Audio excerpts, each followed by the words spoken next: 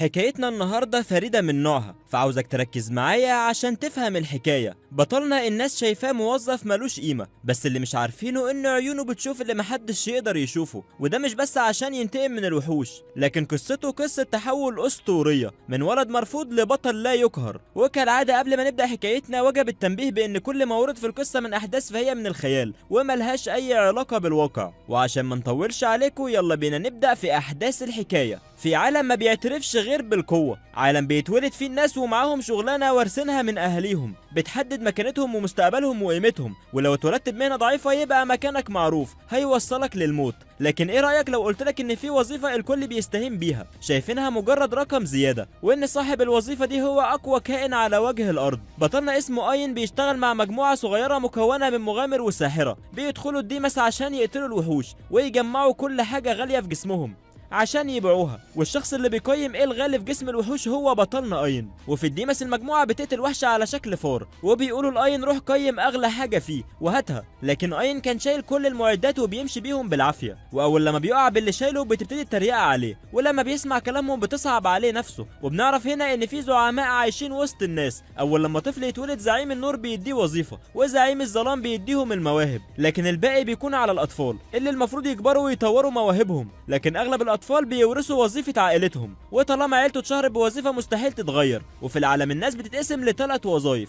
على طبقه وهي نادره جدا بتضم عدد محدود من الموهوبين والتجار والاغنياء وكمان اصحاب المناصب. والطبقه الثانيه هي الاشخاص اللي عندهم وظائف مختلفه لكن بيقدروا من خلالها يكسبوا فلوس ويكونوا اغنياء، وبيكونوا مبارزين وسحرة ومغامرين وكمان تجار. والطبقه الاخيره هي الطبقه المتدنيه واللي بتضم عامه الشعب والفلاحين واللي ما بيقدروش يوصلوا لاي مكانه مهما عاشوا من الزمن. وبطلنا بيكون واحد منهم وخد وظيفة أهله بعد ما ماتوا، ولما ما قدرش يحافظ على الوظيفة ومحدش رضي يعلمه سر المهنة قرر إنه يمشي في سكة مختلفة لكن مناسبة للطبقة اللي هو فيها، يكون مساعد للمغامرين واللي هو شيال بمعنى أصح، لكن كانت عنده موهبة التقييم واللي بيقدر بيها يفحص جسم الوحوش ويدور على أغلى حاجة ممكن تتباع وتجيب فلوس، لكنه مش بياخد حاجة من اللي بيجمعها غير ملاليم، والكنوز بتروح لمجموعة المغامرين. وأي لما بيلاقي صعوبة إنه يسحب أسنان الفار بيطلب منهم مساعدة، لكن محدش منهم بيرضى يساعده وبيقولوا له انهم مش مستعدين يحطوا ايديهم في جثه وان دي وظيفته يجمع الزباله، ومش بياخد منهم حاجه غير الضرب والاهانه. وهم بيتمشوا في الديمس بيلاقوا جثه كلب الجحيم ودي كانت كنز بالنسبه لهم، وبيطلبوا من اين يقيمه وياخد اغلى حاجه فيه، لكن اين كان خايف لانه وحش خطير ورفضوا لكلامهم بيخليهم يضربوه. ولما بيتمشوا تاني بيلاقوا كلب غيره وبيكون في طريق مختلف، لكن الرعب بيدخل قلب اين واللي بيحذرهم انهم لازم يخرجوا بسرعه لان ده مش طبيعي يظهر صدفه. لكن المغامر بيقول له لو ما نفذتش الاوامر اعتبر نفسك مطرود. واي لما بيفكر بيخاف يتشرد وما يلاقيش ياكل لانه لقى الوظيفه بصعوبه، فبيوافق وبيدخل معاهم وبيلاقوا عدد كبير جدا من الكلاب. وقبل ما اين ياخد خطوه لقدام بيلاقي قطيع كلاب الجحيم قدامه، والكلاب دي ماتت بسبب معركه بين القطيع. والمغامر والساحره مش بيلاقوا حل تاني قدامهم عشان يهربوا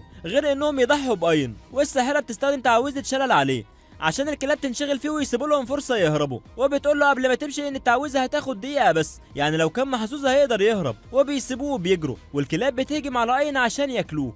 وبعد دقيقة تعويذة الشلل بتختفي وبيقوم اين وبيمسك حجر وبيضرب الكلاب، وحتى الكنوز اللي جمعها من الوحوش بيرميها عليهم وبيهرب بعيد عنهم. لكن حتى الطريق اللي بيوصله بيكون مسدود لان المغامر والساحرة حبوا يحبسوه، فبيجري من طريق تاني وبيلاقي حفرة كبيرة قدامه، يعني لو رجع الكلاب هتاكله كده كده ميت، فبيقرر انه يموت بكرامته افضل وبيرمي نفسه من على الصخرة، وبيكون مبسوط انه عمل كل اللي يقدر عليه في حياته حتى لو كانت صعبة لكنه كان بيجاهد فيها. لكنه بيقع في بحر وبتظهر له بنت جميلة جدا بتعالج كل جروحه، ولما بيفوق ما بيصدقش انه لسه عايش وازاي ما فيش اثر للجروح على جسمه، وبيلاقي قدامه شجرة عملاقة ودي بتكون شجرة العالم. ولما بيقيم المية اللي بتنزل منها بيلاقي ان دي مية بتشفي اي جروح وبتعالج اي مرض، والشجرة جواها مانا ملهاش حدود، ومش بيصدق ان الشجرة دي موجودة فعلا لان من زمن بعيد كانت الشجرة موجودة وسط الكوكب، والناس بتروح لها تتنفس المنع عشان طاقتهم تتجدد. والعلماء لما لقوها اختفت قالوا انها دبلت وما بقاش ليها وجود، فاين بيتوقع ان الشجره هي اللي انقذته، فبيقعد جنبها لغايه لما بيحس بالملل والجوع، وبيلاقي ان اعمق مكان في الديمس موجود قدامه، وبيخاطر بحياته وبيدخل لهناك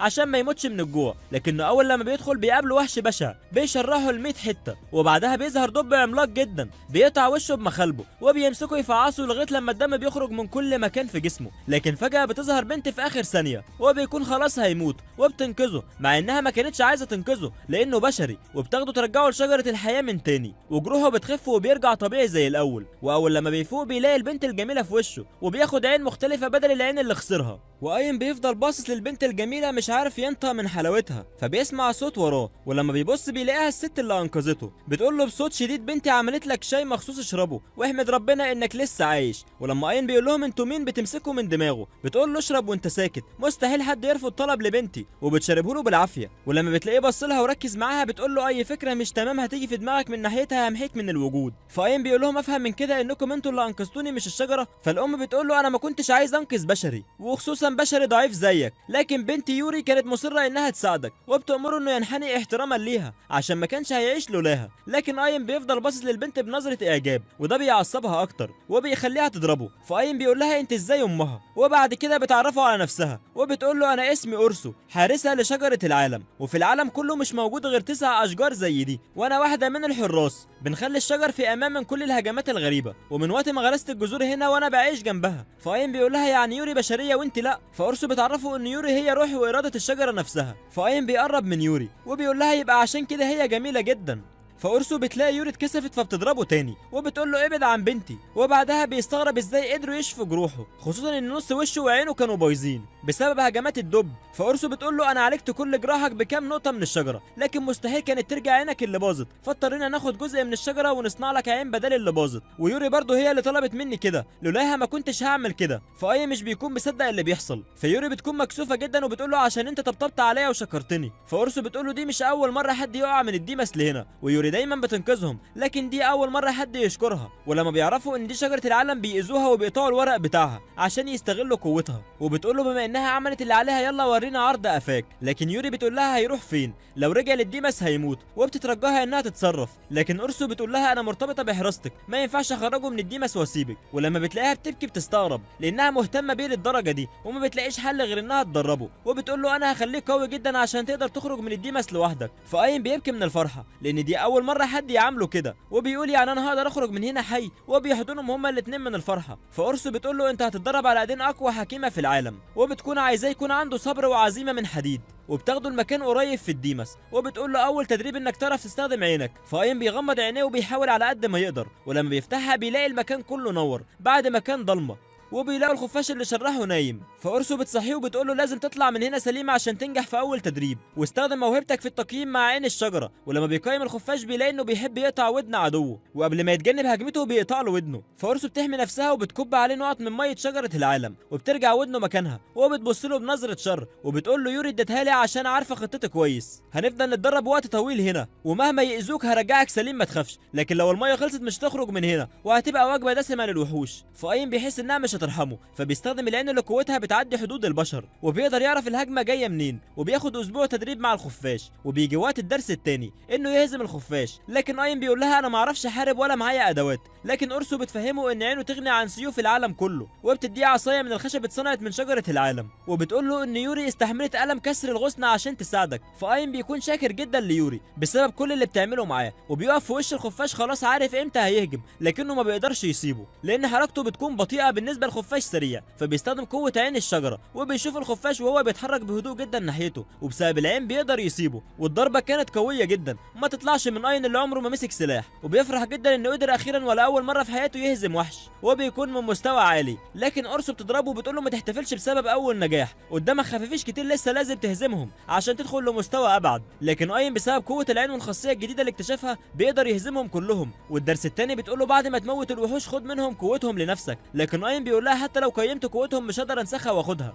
فأورسو بتقول له العين ضافت لك صفات كتير لازم تستفيد منها والا هتفضل طول عمرك مبتدئ. ولما بيجرب ياخد القوه منهم بتدخل قوه في جسمه كانها برق، وبيجرب القوه دي وبتكون سرعته مش طبيعيه لدرجه ان عضلاته بتتاذي، لكنه مش بيستسلم وبيعتمد على الميه اللي بتشفيه. وطبعا خوفه من اورسو بعد ما بيكون مستعد، فاورسو بتقول له قيم قوتي لكنه ما بيعرفش، فبتعرفه ان قوتها تقدر تقول اي حاجه وتتنفس كانها ساحره، لكن مش محتاجه تعمل اي طقوس، بمجرد بس لما بتقول التعويذه السحر بيتحقق. وقبل ما تحرقه ايم بيستخدم التقييم وبياخد نسخه من قوتها وبيتدرب على القوه الجديده اللي خدها لمده 15 يوم لغايه لما بيكون متمكن في السحر. وبعدها التدريب بيكون عنده قوه العين الروحيه والسحر اللي احترف فيه وسرعه الخفافيش والجسم اللي بقى مرن وقوي جدا بسبب ميه الشجره. فاورسو لما بتحس ان بقى مستعد بتقول له ايه رايك تنتقم، وبتاخده لمكان الدب العملاق وبتقول له لو استخدمت قوه العين صح هتقدر تهزمه بعد حرب طويله. فبيقرب من الدب وما بيكونش خايف وبيستخدم سحر النار، لكن مهما كان سحره قوي فهو هيكون ضعيف قدام الدب لان الدب ده بقاله الاف السنين في الديمس، لكن لما بيستخدم قوه العين اللي ضعفت قوه السحر بيقدر يهزمه بسهوله في النهايه. وبعدها ايم بيقيم قوه الدب وبينسبها لنفسه، لكن في كل مره بتدخل فيها قوه جديده ليه بيحس بالم شديد. واورسو بتفرح لانه اخد ثقه كفايه بانه يقف قدام اي وحش، وبتقوله دلوقتي بقوتك دي هتقدر تعدي باقي الديمس لوحدك من غير ما تموت. ودي كانت نهايه التدريب. ولما بيرجعوا ليوري، اورسو اللي ما كانتش طايقاه بتقول له معايا هديه وداع يوري عايزه تديها لك، وبتمد له حجر كريم وده بيكون نواه روح شجره العالم. فايم بيقول ليوري انت اديتني قوه كفايه مش هقدر اقبل حاجه مهمه بالنسبه لك. فاورسو بتضحك وبتقول له دي هتستلفها مش اكتر، وهترجع لنا هنا اول لما تموت، وبتزرعها في عينه بقوه سحرها. واول لما ايم بيفتح عينيه ما بيلاقيش يوري وبيكون عايز يشوفها عشان يشكرها، وهنا بتظهر له وبتعرفه انها مرتبطه بالحجر، يعني هي هتكون جوه العين الروحيه هتلازمه في كل مكان.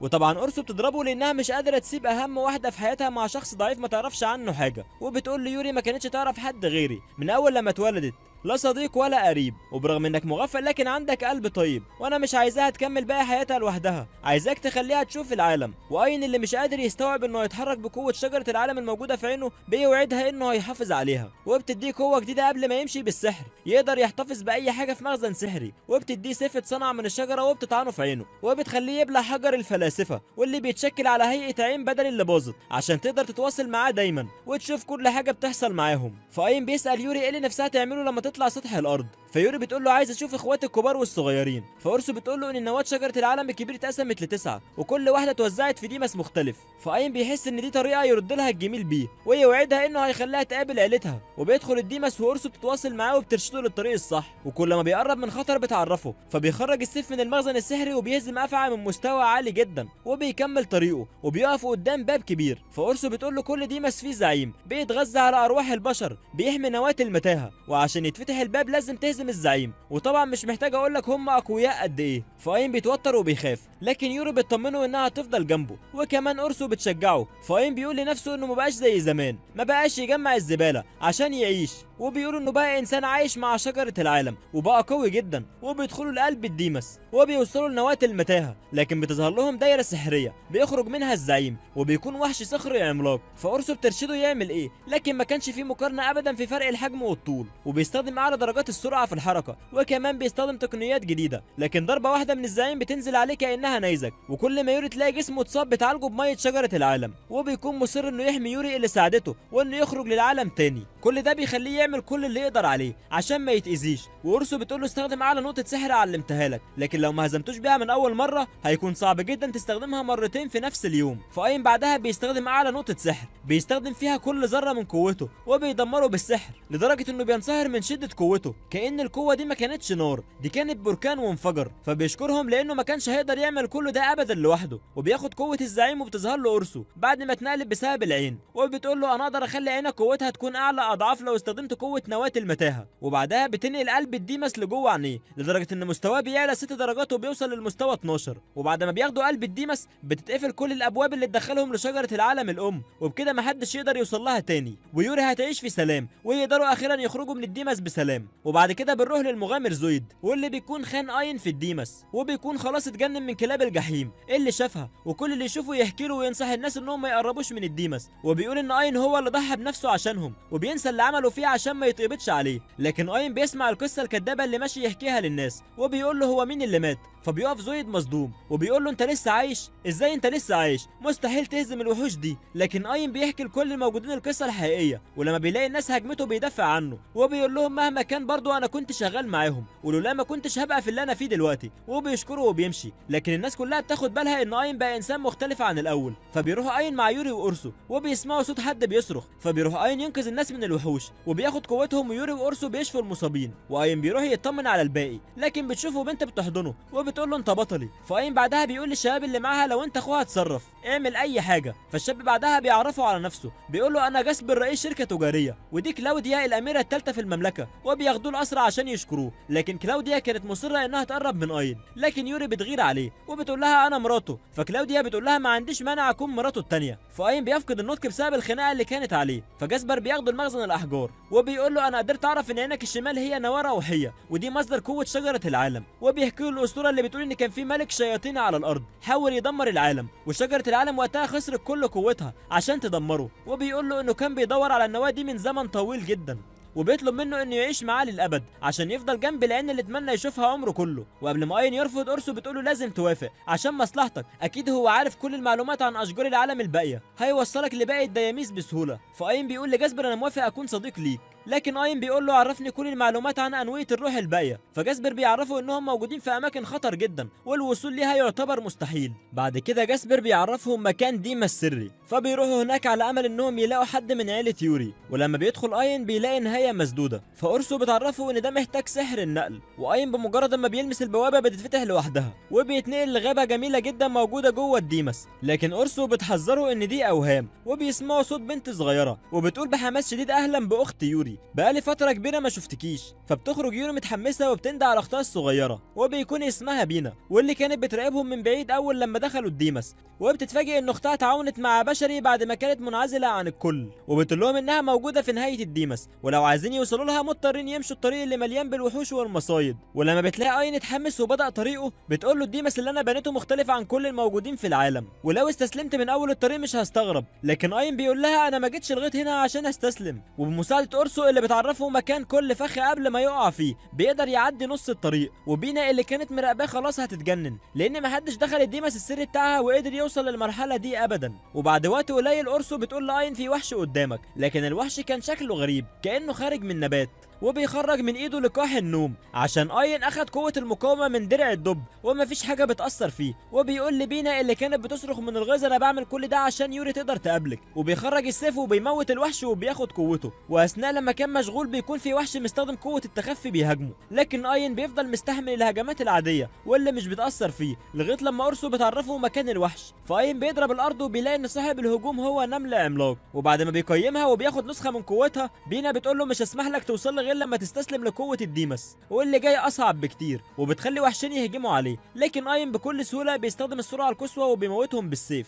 وبينا خلاص دماغها هتنفجر وبتقول له انت اكيد وحش. لكن اين بيقول لها انا بشري وموهبتي بقيم الوحوش. لكن بينا ما بتشوفش ان ده عادي ابدا، حتى لو كانت الموهبه دي ملهاش قيمه في العالم، لكن بالاضافه لاضافتها يوري خلته يكون صاحب اقوى عين في العالم. فبعدها الساحر زويد بيدخل نقابه المغامرين عشان يدور على حد يساعده، لكن بالصدفه بيلاقي الساحره جورين اللي كانت معاه بتحكي للمغامرين ان زويد هو اللي اجبرها تقول التعويذه على اين عشان يحمي نفسه ويهرب. وكل النقابه بتبص له بنظره وحشه بسبب غدره والقسوه اللي اتصرف بيها مع اين المسكين وبيطردوه. لكن ده بيخلي زويد عايز ينتقم لانه شايف ان اللي عمله صح، عشان يقدر يعيش كان لازم يضحي بغيره. فبيفكر في اي طريقه تخلي الناس ترجع تثق فيه من تاني، وبسرعه بيروح لديمس مجهول بينقله على الغابه اللي دخلها اين. لكن مع اول فخ بيرجع تاني لنقطه الصفر، وبيتكلموا بينا تعرفوا ان الديمس ما فيهوش موت. فزويد بيستغل كده وبيدخل يقع في كل فخ شويه، لكنه بيرجع بعدها، وحتى هجمات الوحوش اللي بترجع من تاني ما بتفرقش معاه. فبيخرج له وحش تمساح كبير مش بيقدر عليه، وبينا بتقوله بمجرد ما تستسلم هتطلع بره الديمس سليم، لكن كبرياءه بيخليه يكمل. وقبل ما التمساح يموته بيجي اين وبينقذه وبيقتل التمساح. وزويد اول لما بيشوف اين بيتصدم وبيشوفه وهو بيقيم الوحش وبياخد قوته وما بيصدقش عينيه، وبيقول له مستحيل واحد كان بيجمع زباله زيك يهزم وحش من مستوى عالي بضربه واحده. فاين بياخد ميه من يوري وبيشفي جراحه وبيقول له معلش انا مستعجل، وبيحط ايده على راسه وبيقول له نام ربع ساعه، وبيقول لبينا اعتبريه استسلم وخرجيه من هنا. وكل ده زويد مش قادر يفهم ايه اللي بيحصل. فبيدخل قايم بعد كده من بوابه زعيم الديمس، فأرسو بتخليه يطير لان العدو خارج من الارض. وفجاه الارض بتتقسم وبتخرج منها سلحفاه عملاقه. فقايم بسرعه بيستخدم سحر النار عليها، لكن ده ولا بيأثر فيها. فقايم بيخاف جدا لانه ازاي هيهزم وحش مفيش اي هجمه بتأثر فيه. ولما بيحلل المكان بيلاقي ان قطعه الارض اللي خرج منها اصغر من حجمه الطبيعي. فبينزل على الارض، ولما أرسو بتقول له هيموتك طير لبعيد. فقايم بعدها بيقول لها ده وهم، وشكله الحقيقي انا شايفه بعين الشجره. وبمجرد ما بيقول تدمير الوهم، السلحفاه بعدها بتتدمر وبيظهر شكلها الحقيقي. وقايم بيمسكها كانها قطه في ايده، والاول مره قايم بينجح من غير مساعده. وبعد ما بينا شافت قوه قايم بتستسلم، وبتفتح لهم البوابه اللي توصلهم للشجره اللي عايشه فيها. وبعد ما بتسلم على اختها بتطلب من قايم انه ياخد نواه الشجره بتاعتها وتروح تكمل باقي الطريق لاخواتها، لانها زهقت من قعدتها تحت الارض. وقايم بيوافق لما بيلاقي يوري عايزه كده.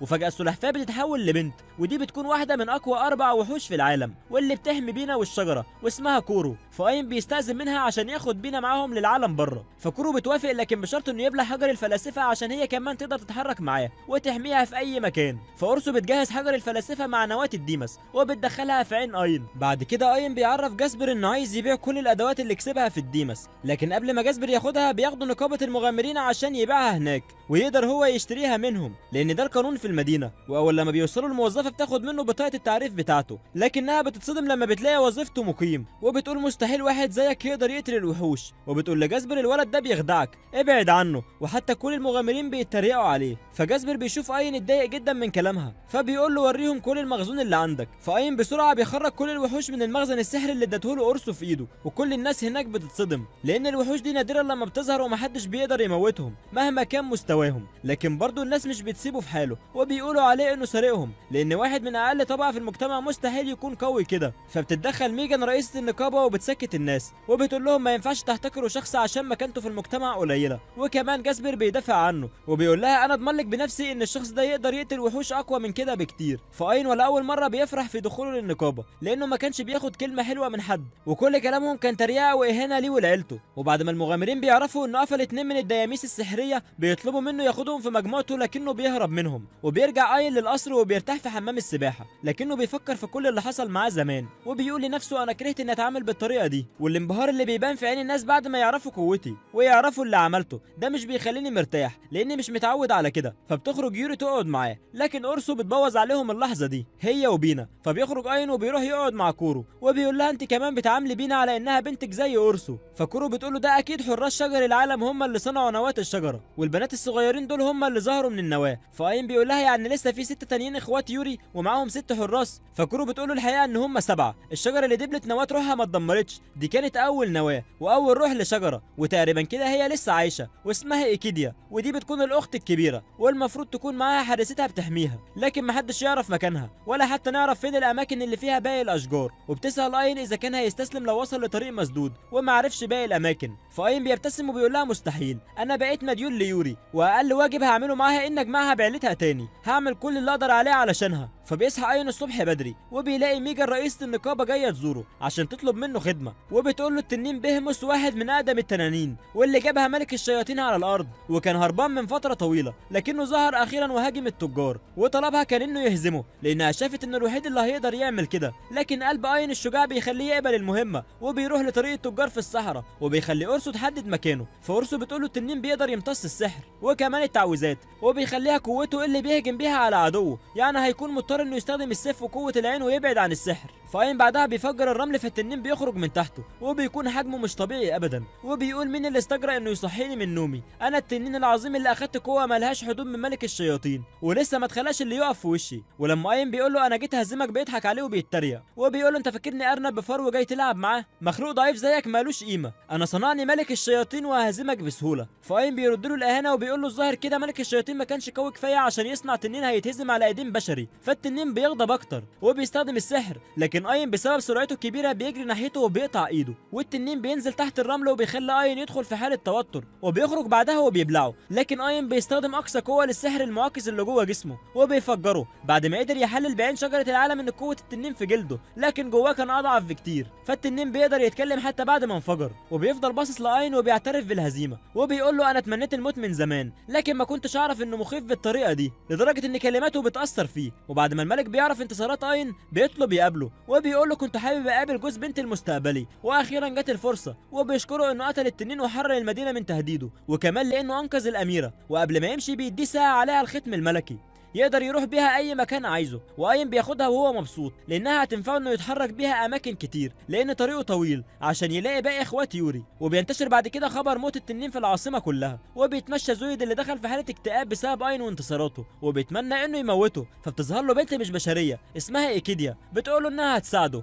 وبعد كده بتصحى يوري من النوم قلقانه على اين واللي بقاله وقت طويل نايم، فاختها بينا بتعرفها انه تعبان شويه وبتقترح عليها انهم يطبخوا له اكل دسم عشان يتحسن، لكن لازم ينزلوا السوق يشتروا الطلبات.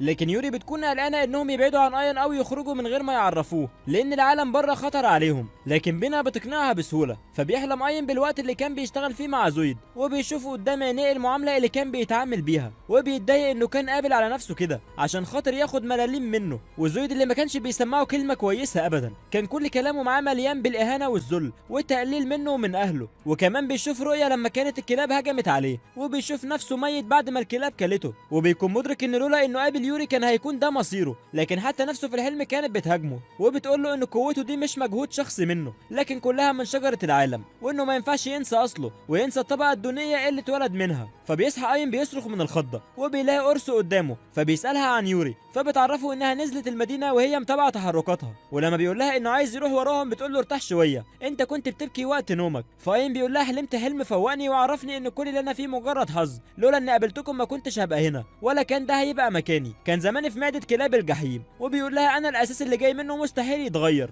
انا لسه في نظر الناس الشخص اللي بيجمع الزباله. وبعد كده ايكيديا بتقول لزويد انها هتساعده ينتقم من الشخص اللي بيكرهه لانها تعرفه، وكمان بتعرفه ان مصدر قوته الجديده ملوش اي مجهود فيها، بالعكس دي بسبب عينيه. فزويد بيتعصب زياده وبيقول لها انا كنت عارف انه ضعيف ومستحيل يكون حد ضعيف زيه يكون بالقوه دي فجاه. فايكيديا بتقول له ايه رايك اديك عين الروح اللي معاه وهتبقى اقوى منه، وزويد طبعا بيوافق. فايكيديا بتحس انه فريسه سهله وبتديه عين الروح الشريره، وبدل ما يكون اقوى لا ده بيتحول لوحش بثلاث عيون. ايكيديا بتتحكم فيه زي ما هي عايزه وبتقول له انا بديك القوه من جسد البشر الضعيف، اهزم اين وارجع لي بسرعه. فزويد بعدها بيطير وبيجري فوق البيوت بعد ما اخد مجموعه كبيره ومختلفه من القوه والمهارات اللي انفجرت جوه روحه. واول واحده بيشوفها هي جولين، ودي اكتر واحده كان عايز ينتقم منها بعد ما شوهت سمعته، وبيروح ياكل دماغ الشخص اللي خانته معاه. فجولين بتعرف زويد من صوته وطبعا بتفضل تتحايل عليه انه يسيبها تعيش وهترجع له وهتصلح كل غلطاتها وبتعتذر عن اللي عملته، لكن زويد مش بيرحم، بياكل دماغها من غير رحمه كانتقام للي عملته فيه. وبيكون مبسوط جدا وحاسس بالقوه من اول انتصار ليه، وبيروح يقتل كل الناس اللي عملوه بطريقه وحشه وطردوه من وسطهم. وايكيديا بتكون مراقباه وبتضحك عليه، لكن بتقول له كفايه لعب مع الحشرات، اقتل الروح اللي اين بياخد منها القوه، وبعد كده هيرجع اين الشخص الضعيف اللي ما كانش ليه اي قيمه. فزويد بعدها بيروح ليوري واللي كانت بتنقذ الناس بميه شجره العالم، لكن بينا بتحط عليه حاجز وبتاخد اختها وبتهرب، لكن ايكيديا بتقول له استخدم قوه العين وروح وراهم بسرعه. فزويد بيدمر الحاجز وبيروح يمسك يوري وبيقول لها انت غبيه جدا عشان اديت القوه لواحد ضعيف، المدينه كلها بتعامله على انه كلب شوارع. وقبل ما يموتها يوري بتصرخ باعلى صوت على اين، وفي اخر ثانيه اورسو بتنقل اين للمكان وبيقطع ايد زويد وبيحررها وبيخليهم يدخلوا في العين عشان ما يتعرضوش للاذى. فزويد بيهجم بكل قوه لكن اين بيصده وبيحط حاجز حواليه، لكن زويد بيدمره بسهوله. وبتقف ايكيديا تضحك من بعيد وبتقول مستحيل قوه واحد مبتدئ تقف قدام قوه مهاراتي اللي بتصد قوه الارواح. وزويد بيقول لاين اللي عرفه من صوته وتريقته عليه انا هدمرك لان قوتي بقت شبهك بالظبط، اخدت قوه عين الروح. ولما اين بيركز مع كلامه بيرخي دفاعه، وزويد بيضربه بلكمه خطيره بتطيره بعيد. فاورسو بتقول لاين انت بتعمل ايه؟ لو ما وقفتوش هيموتك. لكن اين ما كانش هين عليه يموته حتى لو كان اخد شكل وحش لكنه لسه بشري. لكن زويد بيلعب على الحته دي وبيقول له انت بتتهاون معايا ليه؟ مش انت كنت عايز تنتقم مني على التنمر والاهانه؟ وكمان نفسه القديمه بتحاربه وبتقول له ده الوقت المناسب انك تنتقم من عليهم كل اللي اتريقوا عليك زمان، واولهم زويد.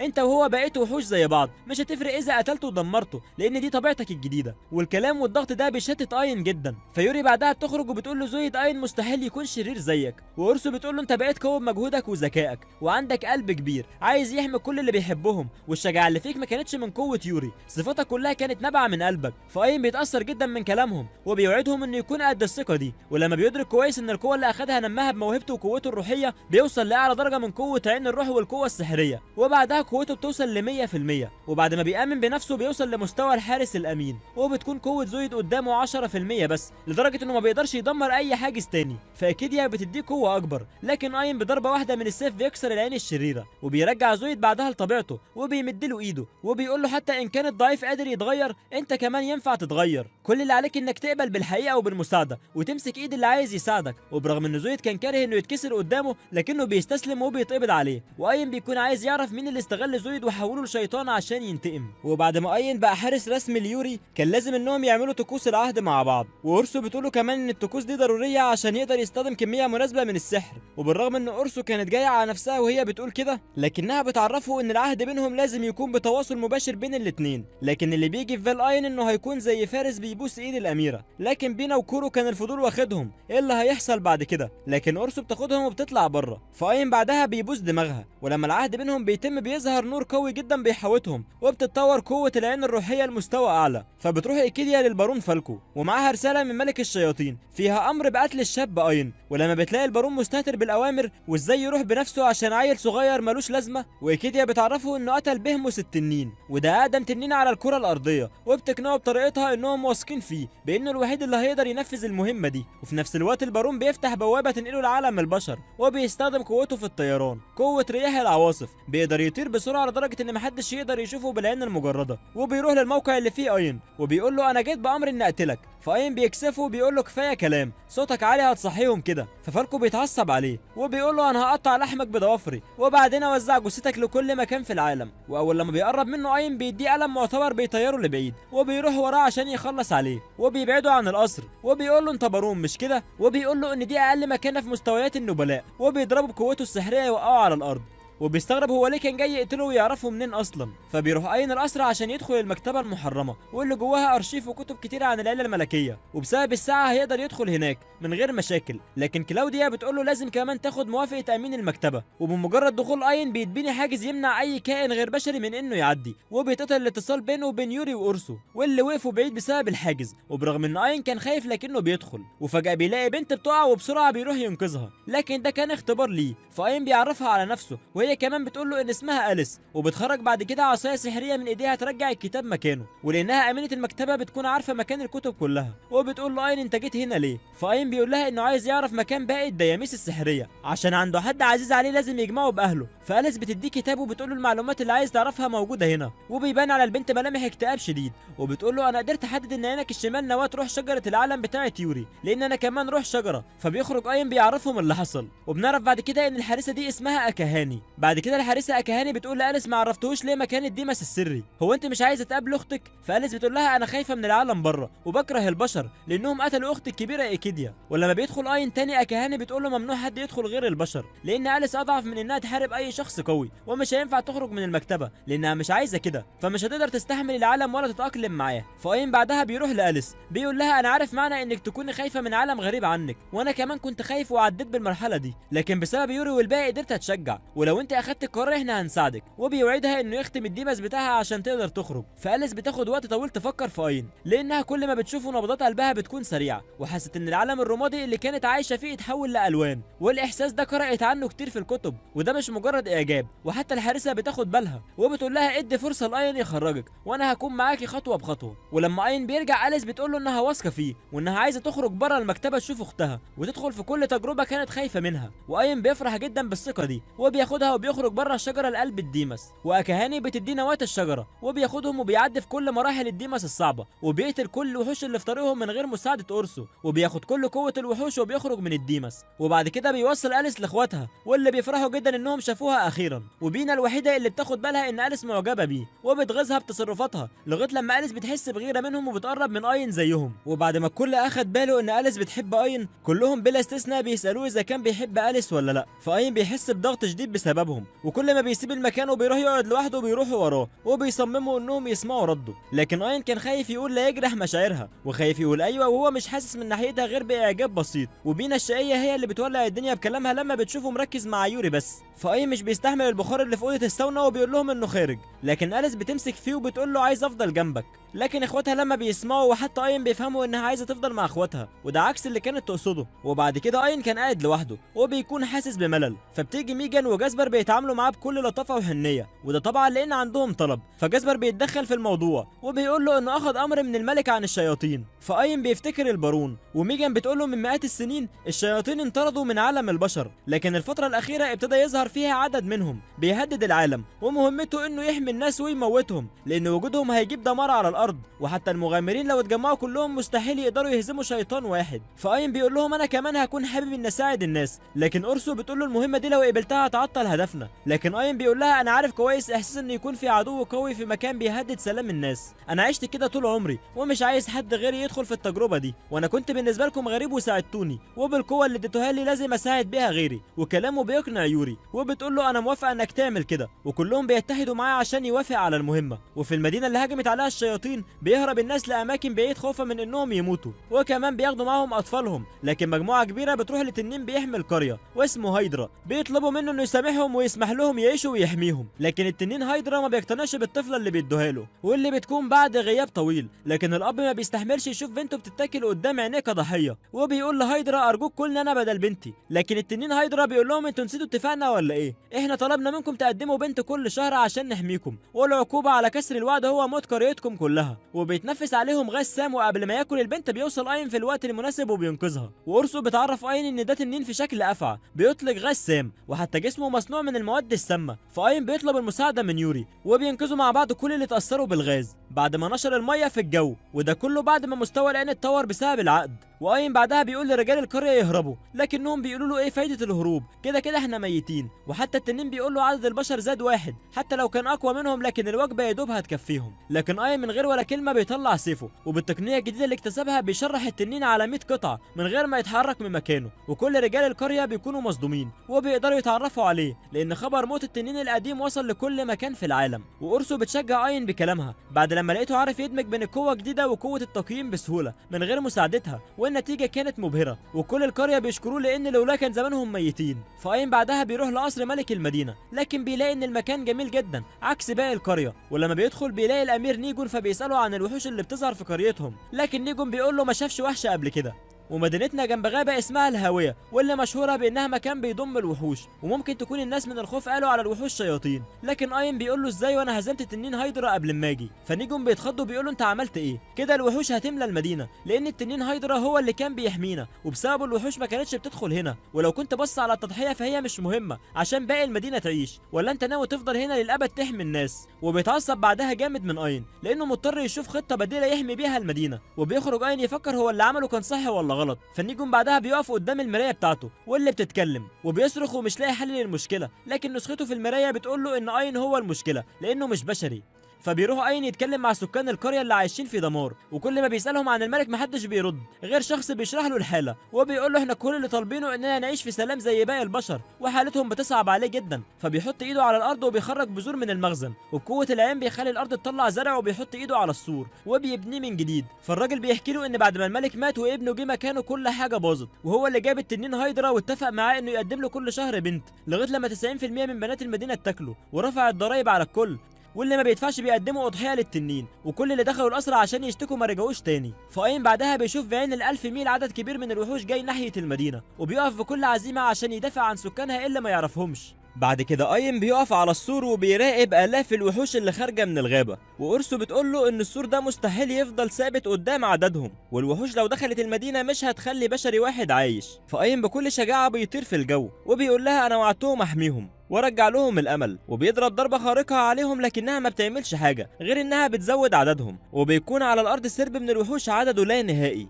وكمان بيطيروا عليه عشان يضربوه، لكن اين بيبطئ حركتهم وبيضربهم بالسيف وبيحوط عدد منهم بالسحر عشان يفجرهم، وحتى لما بيهجم عليه وحوش من ورا ظهره بيستخدم تقنيه النسخ وبيقطعهم بخيوط العنكبوت. فأرسو بتقوله لو استمريت كده انت اللي هتقع من التعب، لكن اين كان مصمم انه ما يستسلمش ولا يهرب غير لما يموتهم كلهم، وبيستخدم قوة الجاذبية في توزيع قطع السيف، لكن الموضوع بيكون صعب عليه لأن قوة الانتشار عايزة طاقة كبيرة جسمه ما كانش مستحملها، وبالرغم من كده بيقاوم وبينهي الضربة لغاية لما بيقطع سرب الوحوش كله، لكنه بيقع منهار من التعب، وبرغم ده كله كان مبسوط انه قدر يحمي الناس واللي ملهاش حول ولا قوة في المدينة، لكن يوري بتعالجه عشان يقدر يقف من تاني بعد ما الضربة أخدت كل قوته. وبعد كده بيخرج أهل المدينة يشكروه إنه أنقذهم لتاني مرة، لكن في راجل منهم بيكون متضايق جدا لأن شخص غريب دخل المدينة ما يعرفش عنهم حاجة أنقذهم وكان هيموت بسببهم، وبيكون حاسس بذنب إنهم طول الوقت كانوا واقفين مستنيين اللي ينقذهم من غير ما يتحركوا واستسلموا لمصيرهم، وبيحمس الباقيين عشان يكون ليهم دور في إنهم يبنوا مستقبل جديد لأولادهم. وكل الشجاعة دي جت بعد ما شافوا أين وحبه في إنه يساعدهم، ويوري بتقول لأين بسببك الناس رجع لها الأمل في إنهم يعيشوا، فأين بيقول لها في البداية ما كانتش عندي الرغبة دي غير لما انت اديتيني الثقه والقوه والشجاعه، كل ده بسببك، انا قدرت اعمل كل ده مع الناس لانك عملت كده معايا الاول. وبيحكي لها قد ايه هو مبسوط لانه بقى شبهها وان شخصيتهم بقت زي بعض.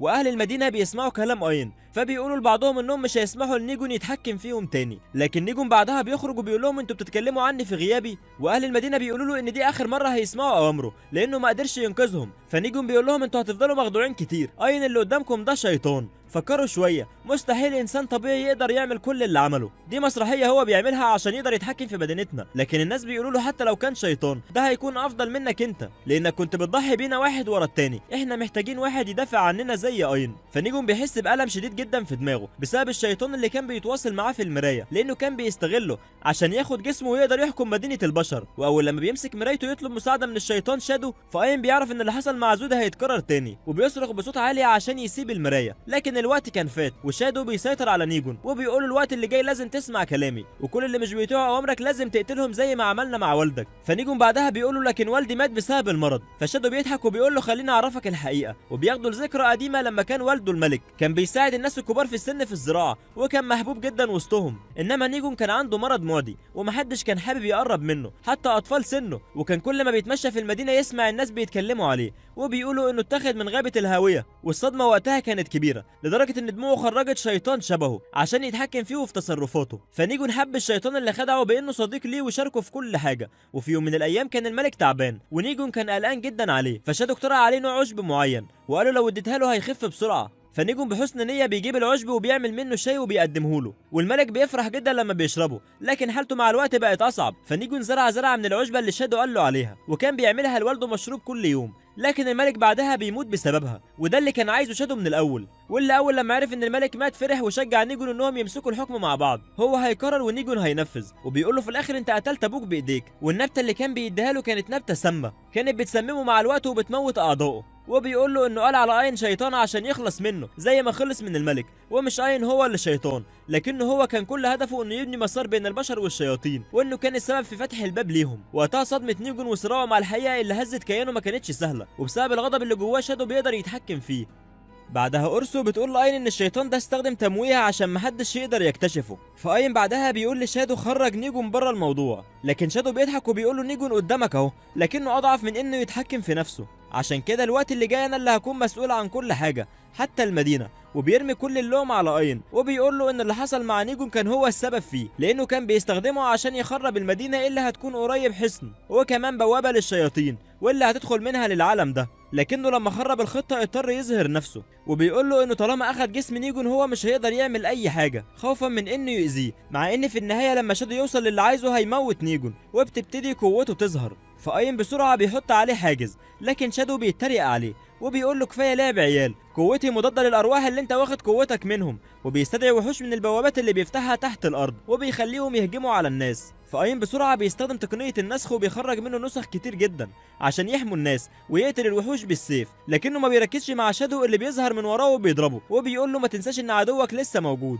انت بتساعد كل اللي حواليك لكنك دلوقتي محتاج اللي يساعدك. وصد اين للهجمات مش هيدوم كتير، واول لما بيخرج سيفه عشان يموت شادو بيفتكر ان نيجون لسه موجود جواه، فبيبني حصن قدامه عشان يستحمل الضربات. فاين بعدها بيفكر هيعمل ايه، ولو هاجم نيجون هيتأذي، وكمان شادو بيضغط عليه اكتر وبيقول له مال البطل واقف مش قادر يتصرف ليه، والطريقه الوحيده اللي هتقدر تهزمني بيها انك تقتل نيجون. لكن الظاهر بطلنا طيب مش هيقدر يعملها، والكلام ده بيستفز اين، وبيقول له انك لو ضحيت بنيجون هتقدر تحمي باقي المدينه. لكن اين بعدها بيخرج عن صمته وبيقول له اضحي بواحد عشان انقذ مدينه، دي كانت فكرتك انت من البدايه، وبيصرخ باعلى صوت وبينده على نيجون. فاين بعدها بيتلقى كل الهجمات وبياخد خطوات لقدام وهو بينزف من الضرب ومستمر في انه يكلم نيجون، وبيقول له انا مش هضحي بيك، وبيمسك شادو وبيديله صيع عشان يغمى عليه ويقدر يتعامل مع نيجون. وبيكون نيجون قافل على قلبه بعد ما حس بذنب انه موت عدد كبير جدا من المدينه، وبيسمع صوت اين وهو بينده عليه عشان يخرج ويحقق حلمه في انه يكون شبه الملك، وبيدخل في صراع بين احساسه بالذنب انه ساب شادو يتحكم فيه،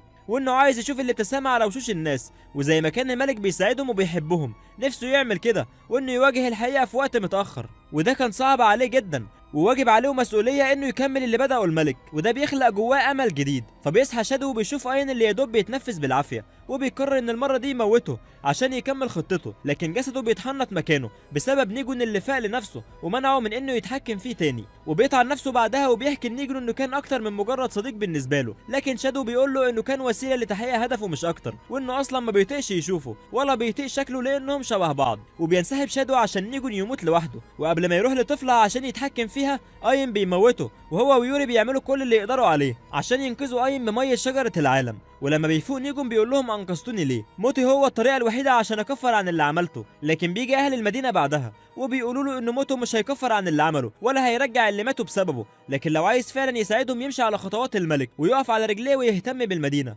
فشادو بعدها بيقدر يحرر نص جسده من السيف عشان يهرب، لكن بينا بتحط حاجز عليه، وبيروح اين يساله هم ليه عايزين يموتوه، وبيهددوا انه هيموته لو ما اعترفش. فشادو بعدها بيقول له ان في امر صدر انك تتقتل، لكن قبل ما يقول مين بينفجر، ودي كانت تعويذه لو كشف الحقيقه يموت. وبعد ما اين بيرجع الملك بيستقبله وبيقول له ان نيجون سلم نفسه عشان يتحاكم على اللي عمله، وطلب منه انه يدي المدينه لاين عشان يحكمها، لان اهل المدينه حبوه واللي عمله معاهم ما كانش قليل، وحتى الملك اصدر قرار بكده، واين كان متفاجئ جدا، لكن لما بيلاقي الكل شايف انه يستحق المكانه دي بيوافق فورا.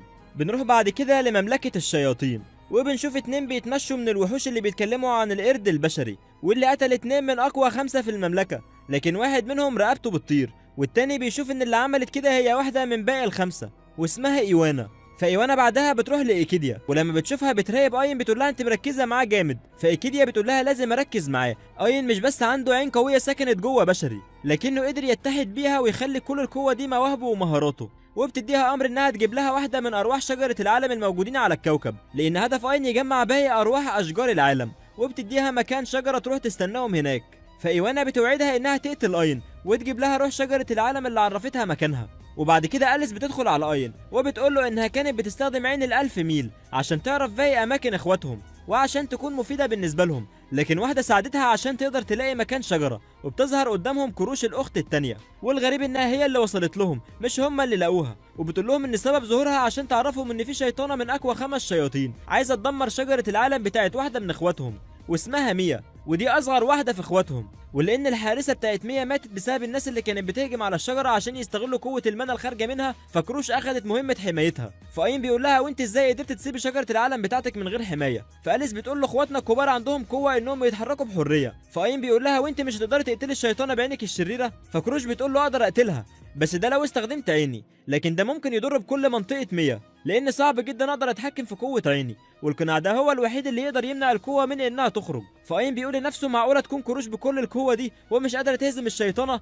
وفوق كل ده المره دي مش بيستهدفون انا، لكن مركزين مع روح من اخوات شجره العالم، وبياخد راي باقي البنات عشان ياخدهم معاه هناك، وبيقول لكروش انه مش هيتاخر عليهم. وقبل ما كروش بتختفي بتسيب موقع الشجره مع أليس وبتقول له كنت واثقه انك مختلف عشان كده اخواتي بيحبوك. بيروح اين لغابه الديمس السري واللي كانت مشحونه باللعنات، وارسو بتحذره من لعنه معينه وانه ممكن يضيع فيها للابد وما يقدرش يخرج منها، لكن نهايه كل اللي بيدخلوا هناك هي الموت، لان الغابه بتاكلهم حرفيا. لكن اين بيكون مستغرب ازاي غابه بالشر ده ما فيهاش وحوش، فارسو بتقول له ان الوحوش هنا مش بس قويه لكنها ذكيه جدا وقادره كمان تحدد ايه قوته، عشان كده مش قادرين يخرجوا الا اذا كان وحش بمستوى اعلى. فاين بيستغل كده وبيستخدم اعلى سرعه عشان يقدر يقرب من شجره ميا. وفي الطريق اورسو بتقول له انت مش ملاحظ اي تغيير؟ قوتك زادت اضعاف بعد ما هزمت الشياطين. وبتوقفه فجاه لكنها لاحظت حاجه غريبه. فاين بيقف وبيرفع عينيه لفوق، بيلاقي شيطانه بتعرف نفسها ليه وانها واحده من اقوى 5 شياطين، وقوتها كانت في انها بتقدر تتحكم في كل الحشرات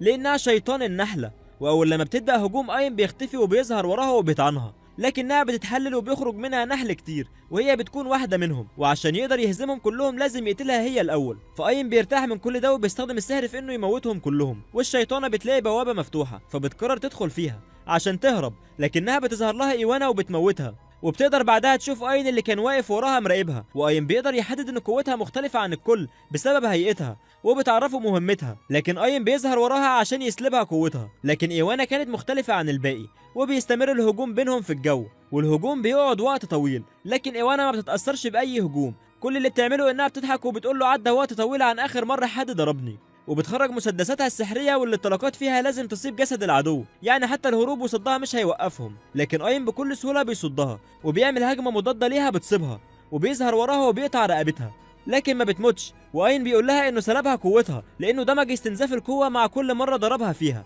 وكل ده ايوانا مش قادره تصدق انها اتهزمت بالسهوله دي، واول هزيمه ليها تكون بالبشاعه دي وكمان على ايد بشري. وبتوعده انها هترجع تقتله قريب جدا، وبتفتح بوابه بتهرب منها للعالم بتاعها. وبيدخل اين والبنات للشجره اللي كانت كروش حامياها، وبترحب بيهم اول لما بيدخلوا. واين بيروح يطمن على ميا الصغيره واللي بتعتبر الطف واحده في شجر العالم. ميا اول لما بتشوف اين بتخاف وبتبكي، لكن يوري بتروح لها واول لما بتشوفها بتفرح وبتحضنها وبتقدم لها ورد. لكن يوري بتاخد الورد وبتحطه على شعرها. ولما اين بيقرب من يوري، ميا بسرعه بتقول لها ابعدي عنه، ده الشرير اللي كان بيهجم علينا وبيضرب نار على السور. فيوري بتصلح الفكره دي وبتقول لها ان هو اللي طرد العدو وانهم هيعيشوا في سلام بسببه. فميا بتعتذر له وبتطلب منه انه يلعب معاها ويرفعها لفوق، لكنه بيتحمس بزياده وبيطير بيها لبعيد جدا. وباقي الاخوات بيكونوا خايفين لان بسبب الخضه اللي هتاخدها ميا ممكن تاخد اسبوع متواصل تبكي ومحدش هيعرف يسكتها، وان اين ما بيعرفش يلعب مع الاطفال. ولما بينزل بيها للارض تاني بيكون خايف جدا من رد فعلها، لكنها بتضحك ضحك هستيري وبتقول له خلينا نجرب مره تانيه. وبتقول له انها هتكتبه في سجل الاشخاص اللي بتحبهم، وبتطلب منه انه ياخدها مع باقي اخواتها. لكن اين بيفكر ان برغم سعادتهم بتجمعهم مع بعض، لكن ده ممكن يجيب المشاكل بعدين. فاين بيستأذن من كروش عشان ياخد ميا، فبتقول له خدها وامشوا من هنا وانا هحمي المكان. لكن بطلنا مش بس بيقدر يقيم الوحوش لكنه كمان بيقيم القلوب،